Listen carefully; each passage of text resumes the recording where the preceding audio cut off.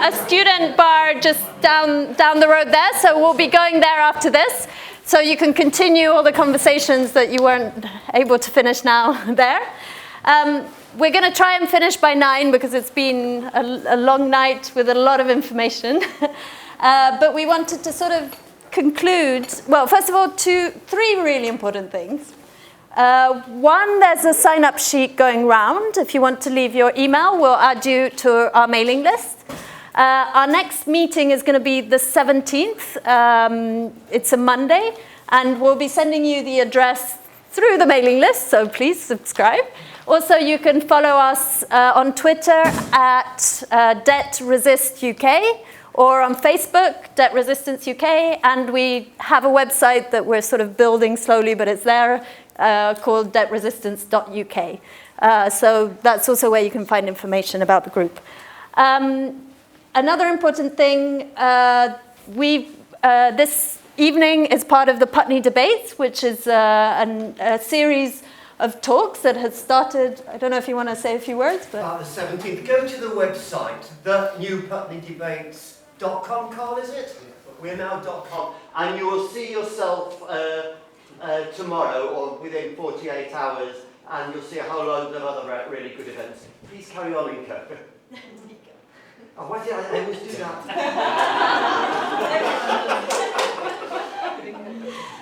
But also, David will be at the entrance with a donation box. So if you want to support the PUTNey Debates donations, that would be very welcome. Also, Inka is filming, and she's putting all the films on Occupy London TV, right? So if you want to share any of the things that have come out of today online, you'll find it there in the next few days, I think. Okay, so that's all the practical stuff out of the way, I think. Okay, so we're going to use these last 10 minutes to sort of like hear from you how you would see like Debt Resistance UK progress in the future. And we're interested in hearing both like what kind of events you would like to see organized, but also like what kind of involvement you would like to have and what kind of actions we could be doing and so on.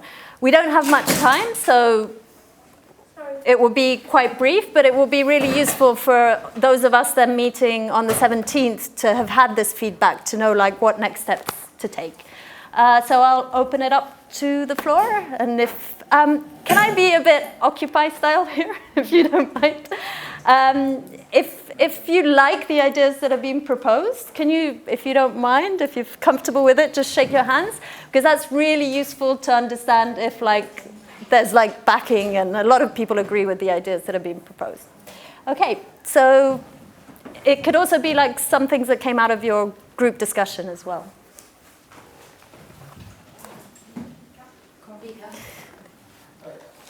Please go ahead.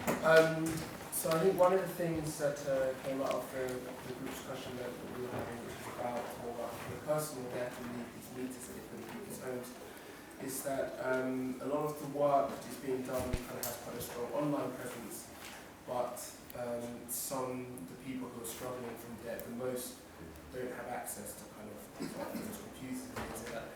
Perhaps there's a kind of necessity for a more physically landed hub or base to allow people to, I don't know, drop in or kind of contact it to gain this information. But I think that sometimes information is a thing that kind of, at a certain point, is a thing that's very much lacking. People don't know how to facilitate themselves.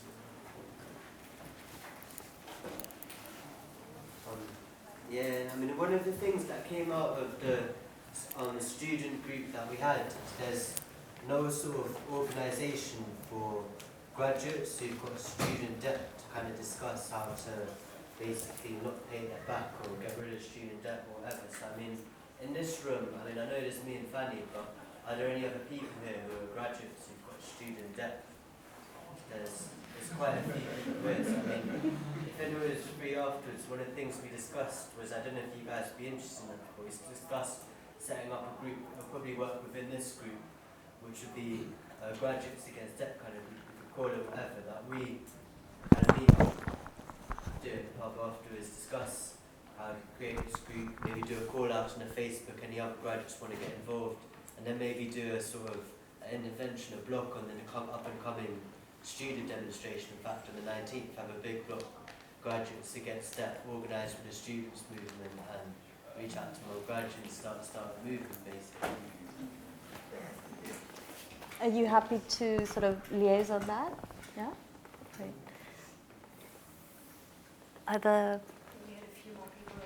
Were there some hands raised? I'll do our little feedback from the housing group, which we were talking about how some of us who are already involved in the sort of housing activism already, we spend a lot of time doing work on the front line, doing eviction blocking and things like that, and how to, thinking of ways to connect the battle on the front line with these, with the mortgage market, because it seems really disparate.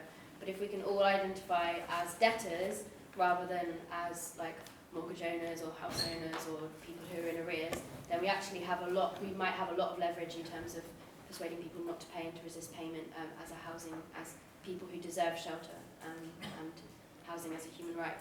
I'm just going to do a quick plug for a project that we're working on with Radical Housing Network, which is we're building a list of people who might be available to do active eviction blocking. So it would just involve giving your phone number or email to myself and Daniel. And then if there's an eviction going on in your neighbourhood and you're free, you can literally just go and stand there. And if there's enough people there, the bailiffs actually aren't able to enter the home. So if you would like to be part of that or just want to find out a bit more, if you can find me before you go, I'd love to take your details, and we're just putting it together at the moment, so we're really open to ideas.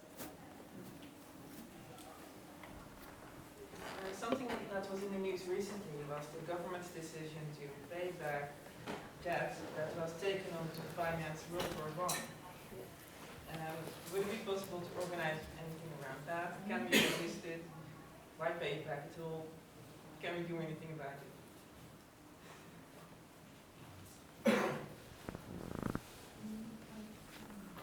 For me, that really sounds like part of a debt audit that was mentioned in several of the little talks today.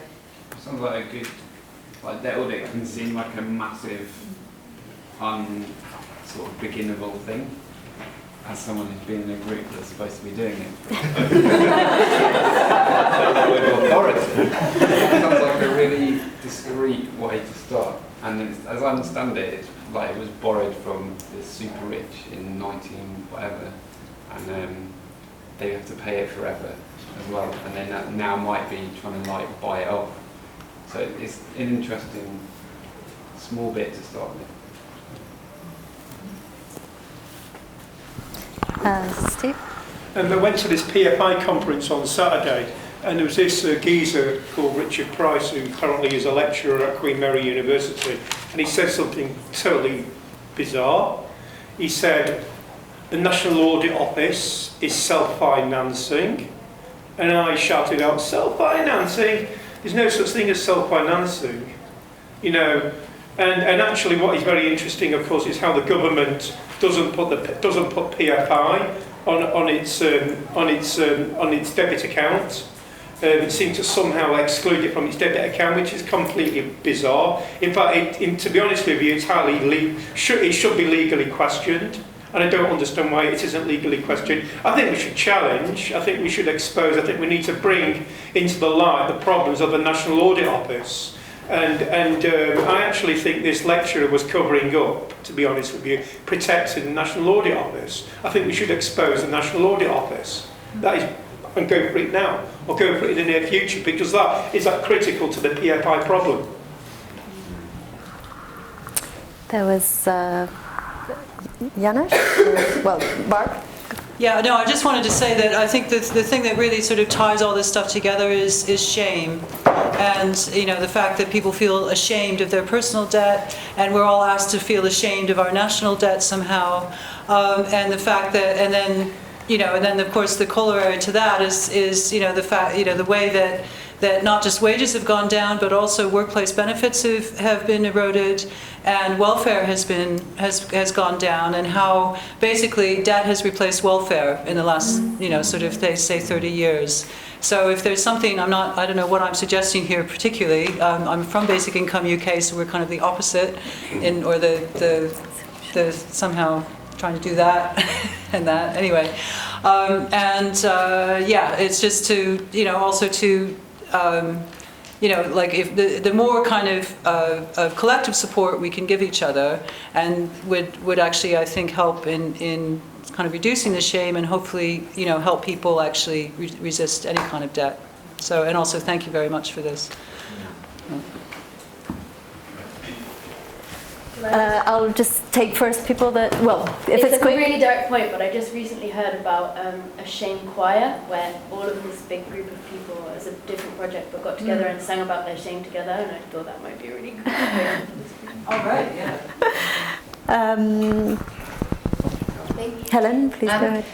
Yeah, just taking up the point, I mean, it seems to me there are two fundamental, well, there's a fundamental difference maybe between campaigning on aspects of personal debt, which I guess would be fuel poverty, student, Wonga loans. I think that's one, possibly, that's one type of action. And there's another type of action that's possibly required when you come to things like PFI debts and local government debts and these institutionalised debts, which are affecting us all through our public services, but there's a different sort of momentum and dynamic to the whole process. So I think perhaps we ought to think about that.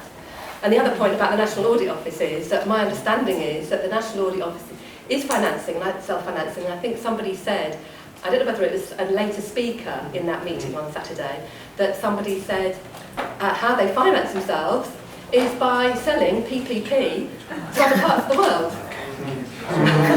That's how they finance themselves. So let's expose it, yeah? Yeah.